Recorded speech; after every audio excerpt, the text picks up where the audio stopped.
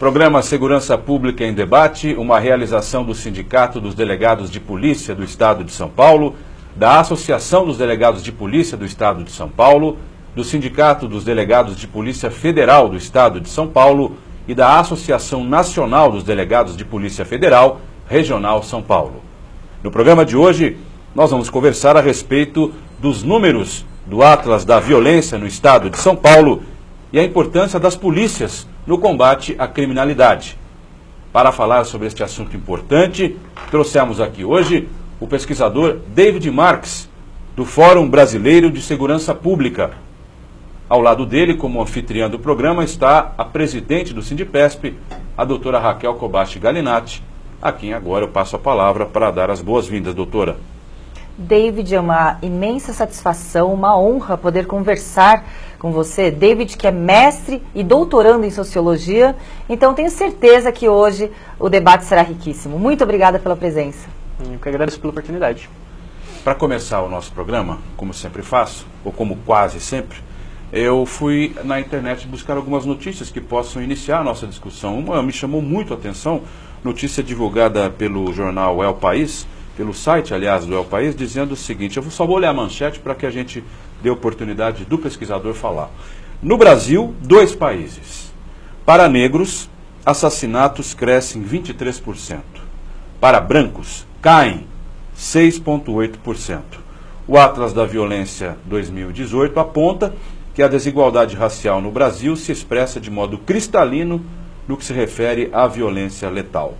E aí há um exemplo muito contundente, na minha opinião, sobre o estado de Alagoas. Eu começo falando, pesquisador, sobre um assunto nacional, mas evidentemente que nós vamos afunilar para São Paulo.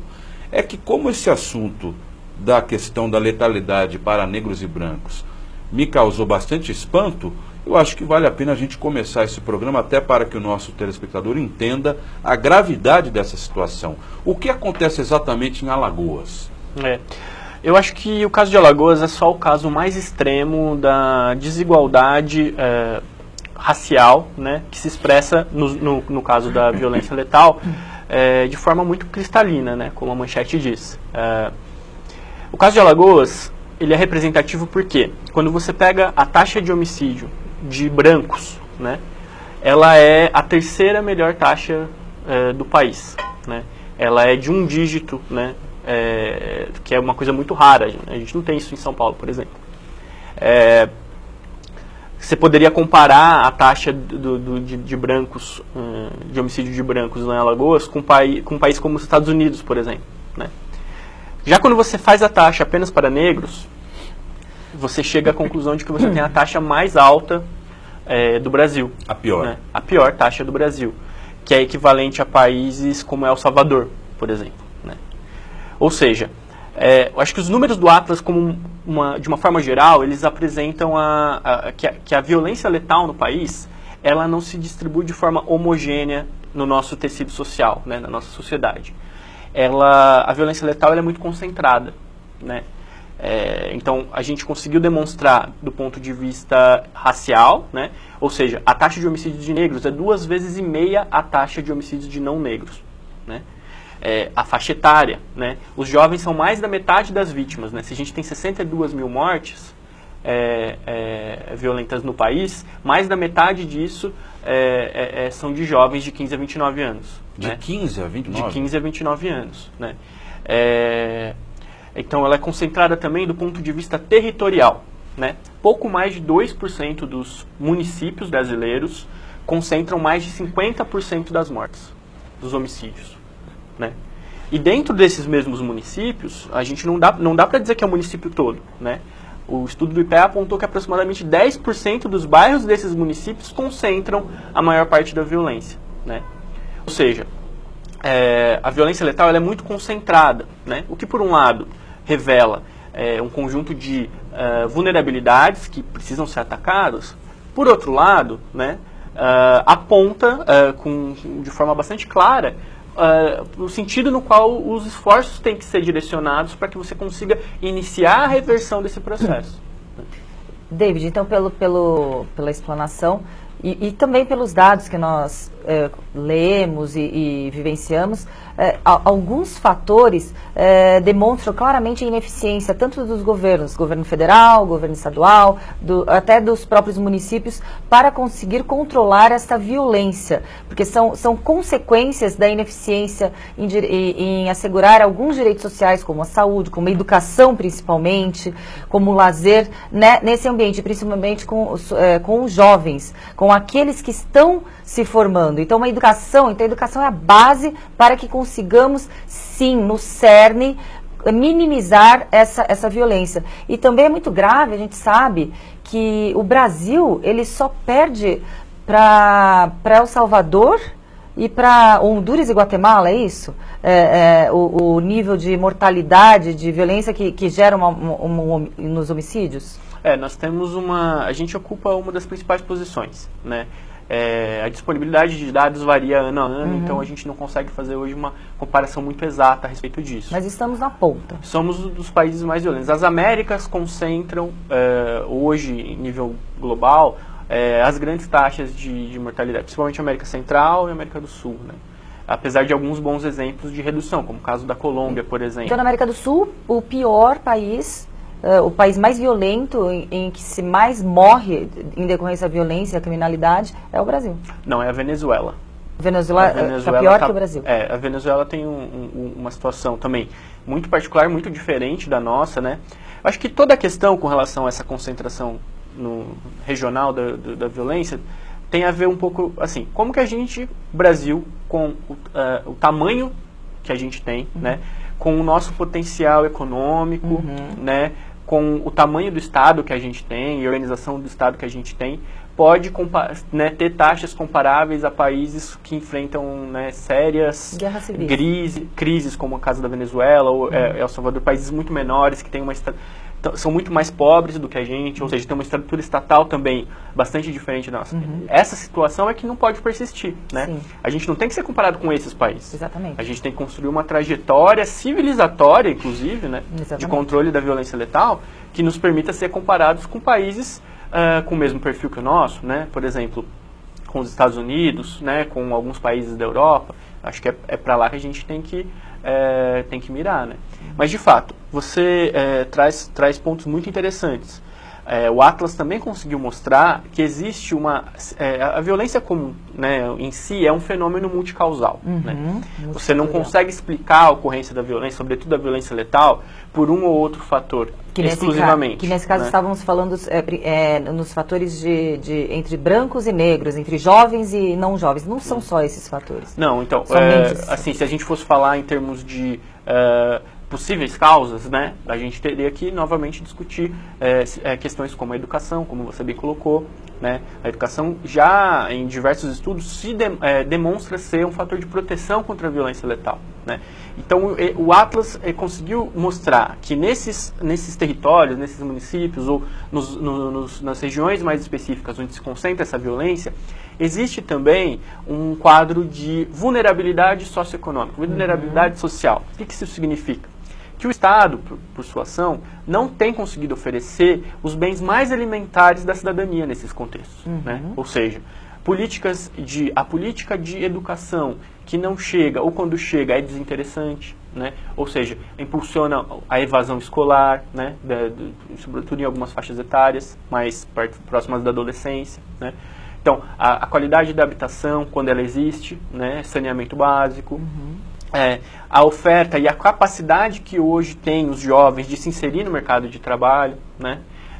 Num cenário de crise como esse que a gente vem vivenciando, né? Então, assim, é um conjunto de políticas estatais que não vem sendo oferecidas de forma com qualidade nesses territórios, né? Então, a ausência desses bens ajuda a explicar. Existe uma correlação entre essas coisas, né? Entre violência letal e essas ausências, né? E aí eu acho que fica a reflexão que, muitas vezes, nesses contextos, o Estado só chega, quando chega também, na forma da polícia e da prisão. Né? Ou seja, a gente não pode tratar esse fenômeno complexo somente com essas duas estratégias. Né?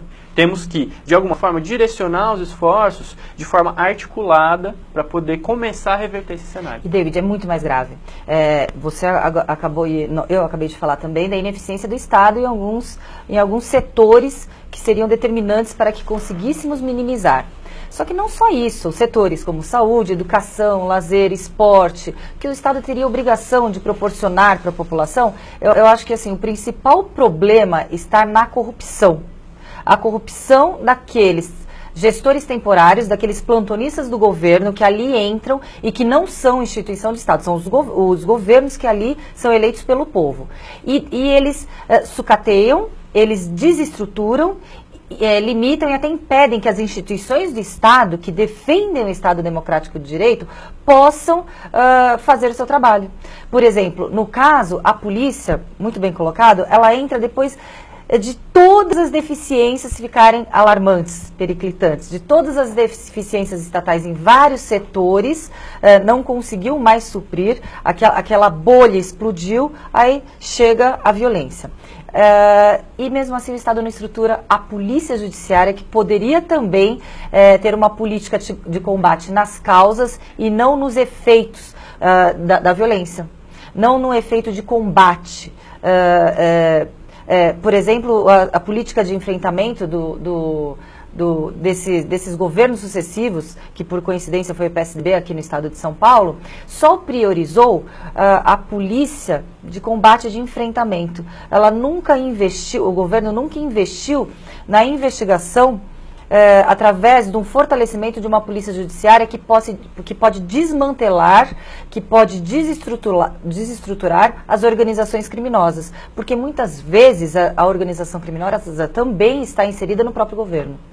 Então, aquele governo que não é corrupto, ele tem interesse sim em fortalecer as instituições do Estado. E, em contrapartida, o governo que teme ser investigado não vai estruturar uma instituição que pode sim investigar, inclusive aqueles que estão temporariamente no governo. Sim, de fato, a gente verifica no estado de São Paulo nos últimos 15, 20 anos um crescimento massivo do investimento na polícia militar. Né? Professor, desculpe interrompê-lo, porque nós chegamos ao final do primeiro bloco. E eu queria justamente no segundo falar de São Paulo. Então o senhor começou essa discussãozinha, eu volto no segundo bloco, já passando a palavra para o senhor, e a gente vai ter aí mais um bloco inteiro para falar dos números do Atlas aqui no estado de São Paulo. Pode ser? Com certeza. Programa Segurança Pública em Debate, primeiro bloco do programa de hoje fica por aqui, segundo bloco já, não saia daí.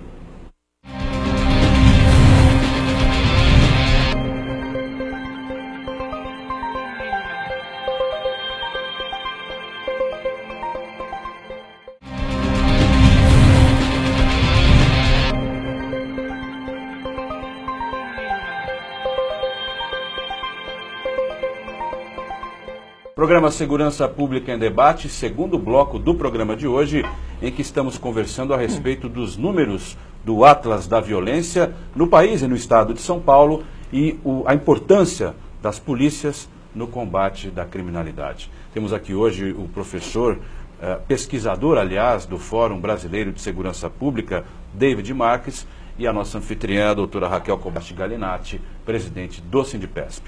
Interrompi o senhor no bloco passado, voltamos então. O senhor falava que realmente o Fórum detectou realmente um investimento grande na polícia de enfrentamento no estado de São Paulo. Eu queria que o senhor continuasse daí e vamos falar também sobre os números em São Paulo. Não, de fato, a gente verifica que não apenas o Fórum, mas um conjunto de pesquisas tem identificado que existe uma priorização desse trabalho mais ostensivo da polícia em detrimento de um trabalho mais investigativo. Né? Isso é verdade para São Paulo, mas é verdade também para um conjunto de outros estados. Dá para dizer, inclusive, que essa é a tônica, na verdade, da forma como se organiza a segurança pública no país. Né? E o que a gente vai ter de resultado concreto, né, dessa situação, desse estado de coisas? Você tem um conjunto um sistema prisional altamente inflacionado, né? É uma situação de hiperencarceramento que a gente verifica atualmente. Pelos indicadores de cobrança de produtividade. Pode, inclusive, ser relacionado com isso, né? Então, assim, uma necessidade de você cumprir um conjunto de prisões para poder justificar uma determinada meta, uma determinada bonificação, né? Então, quando a gente vai olhar para o sistema prisional, que é onde vai ter, de uma forma bastante clara, o resultado do trabalho policial, você vai verificar, na verdade, que existe um sistema muito maior do que a gente tem capacidade de oferecer. Então, assim, não existe capacidade de fazer o cumprimento digno da pena de prisão hoje no país, porque não tem vaga suficiente para isso, né? Então, e você vai olhar o perfil dos presos, a gente vai encontrar que mais de 30% são presos por crimes relacionados a drogas. Né? Tráfico. Muitas vezes pode ser enquadrado como tráfico, mas muitas vezes a quantidade de drogas ela é pequena, você não tem a presença de uma arma de fogo ou a utilização de violência, e esses são o perfil dos jovens que está ocupando, se não ocupavam quando são presos, posições muito determinantes nas dinâmicas criminais, a partir da sua institucionalização, da sua prisão, vão ter sim a oportunidade de se inserir de forma mais determinante, mais definitiva nessas dinâmicas criminais, né? Ou seja, o sistema da forma como ele está organizado hoje, ele é altamente criminógeno nesse sentido, né? Por quê? Justamente as péssimas condições de cumprimento de pena, né? Essa situação de hiperencarceramento, né? Possibilita então o surgimento de organizações criminosas que daí mais tarde vão, como aconteceu aqui no estado de São Paulo, desenvolver seus negócios também do lado de fora dos presídios, né? Então, se a gente teve aqui no estado de São Paulo, num determinado momento, sobretudo anos 80 e 90, um cenário de altíssimas taxas de violência, o Jardim Ângela sendo colocado como case internacional de lugar mais violento do país, e você verifica uma redução dessa violência a partir dos anos 2000 e hoje temos a menor taxa de homicídios, isso tem muito a ver também, se por um lado tem a ver com investimentos na política de segurança, por outro lado tem a ver, e alguns estudos têm discutido essa hipótese, com a questão de você ter um monopólio por parte de apenas uma organização das dinâmicas criminais, né? Impedindo que, né, nesses contextos, você tenha a utilização da violência, do homicídio como forma de resolução de conflitos, né? Então, se isso é verdade aqui em São Paulo, quando essa organização vai se expandir em direção a outros estados, vai produzir cenários de competição, né, e de rivalidade com grupos locais ou com outros grupos de atuação nacional por rotas interestaduais, né, por rotas transnacionais de tráfico de drogas e armas, produzindo altas taxas de homicídio que a gente verifica hoje em estados, por exemplo, no Nordeste e no Norte do país, né? Mas é muito interessante realmente essa política totalmente equivocada que os governos, aqui nós estamos falando no governo do estado de São Paulo, eles colocam tentando resolver o problema da criminalidade e do combate ao crime organizado de uma forma totalmente equivocada. Falando em índices, realmente esses índices de eficiência impostos aos policiais, eles são índices que impõem sim uma produção, uma proliferação de prisões. Pasmem, esse índice também é colocado para a Polícia Civil.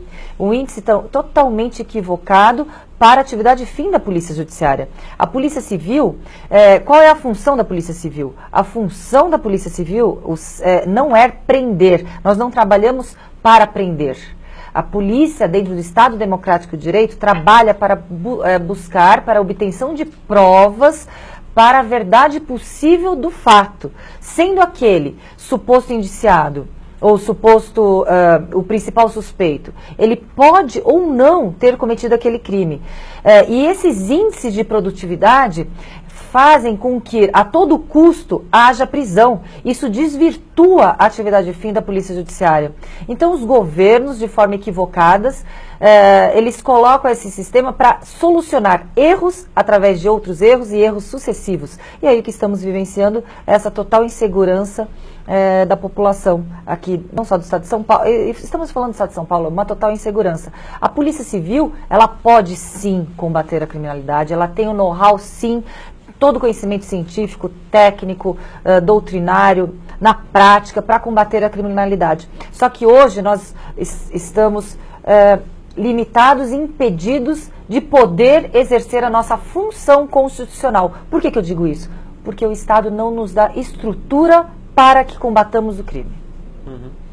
E eu acho que, de uma forma geral, a cobrança tem sido para a segurança pública brasileira no sentido da qualificação do trabalho profissional, né, do trabalho policial, sobretudo no sentido do ganho de eficiência, né, e também em ser baseado em atividades de inteligência, né, que seja baseado em informações de qualidade, com profissionais bem qualificados, com as melhores técnicas disponíveis, mas também orientado por uma perspectiva que, no fundo, é política, né, de priorização da redução da violência letal, né. Essa não tem sido a tônica dos últimos anos, né. Eu acho que a gente, na verdade, em nenhum momento foi essa a tônica, né. E o que a gente tem defendido, de forma geral, é que para que a gente construa um sistema que priorize esse tipo de atuação, é preciso que exista uma reversão nessa chave mais tradicional da atuação da segurança pública, muito pautada pelo enfrentamento, muito pautada por uma atuação mais ostensiva, né? Nesse sentido, a gente precisa também trabalhar de forma que as instituições da segurança pública trabalhem de forma articulada, com outros saberes, com outras áreas setoriais das políticas públicas no país, e que a gente consiga construir políticas de prevenção da violência. Perfeito. Né?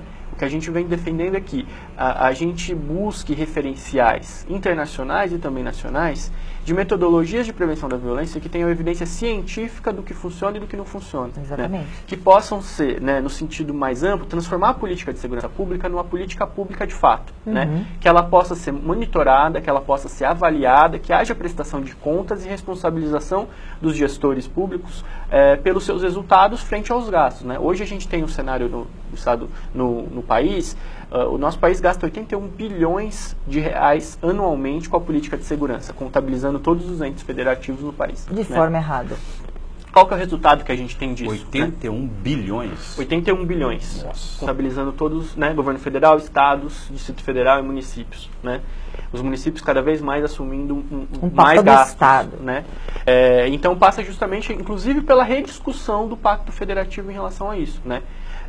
Como que a gente pode construir, então, políticas de prevenção da violência com base em evidência científica, articulando esses diferentes saberes, essas diferentes políticas no país, inclusive aproveitando alguns bons exemplos nacionais, né? Mas também esse acúmulo bastante grande que existe na região como um todo. Né? O que a Colômbia fez que trouxe bons resultados? Né? Como que você engaja a comunidade para, de fato, conseguir fazer uma reversão desse cenário? Né? Ou seja, o que a gente precisa para começar a fazer essa reversão é, de fato, ter prioridade política na questão da redução da violência letal. E, para isso, fazer toda uma rediscussão dos investimentos, das tarefas, das métricas pelas quais o trabalho policial vai ser avaliado, né? E para que a gente consiga ter um trabalho policial com mais inteligência no lugar do enfrentamento. Né? Na sua opinião, ou na opinião do Fórum, por que houve essa predileção dos governantes nos últimos anos em investir numa polícia mais ostensiva e não na de inteligência? Isso é muito difícil de avaliar. Eu acredito que cada um dos períodos vai ter uma justificativa diferente. Né? O que acontece a gente tem tradicionalmente uma política de segurança ineficiente. Né? Desde os anos 60, mas com muita força a partir dos anos 70, você vê o crescimento vertiginoso da violência no país. Né? Isso aumentando os níveis de vitimização, mas também os níveis de sensação de insegurança da população. Né?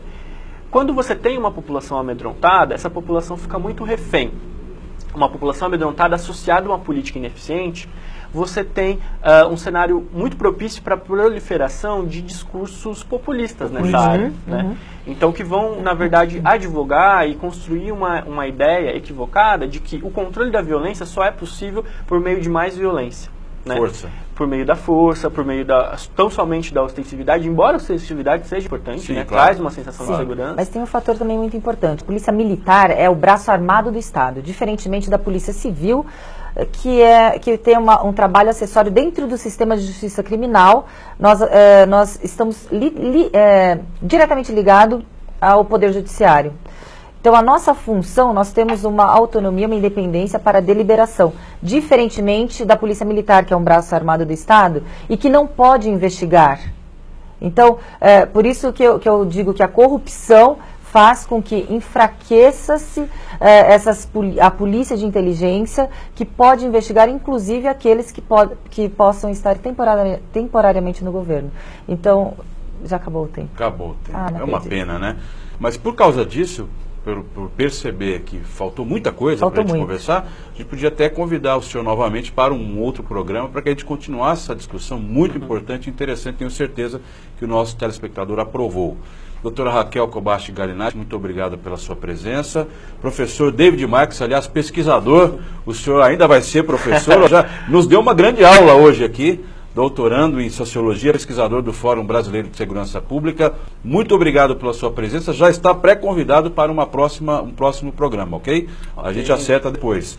A você que está nos acompanhando, eu queria agradecer a sua audiência. Este é o programa Segurança Pública em Debate. Não perca as próximas edições. Até lá!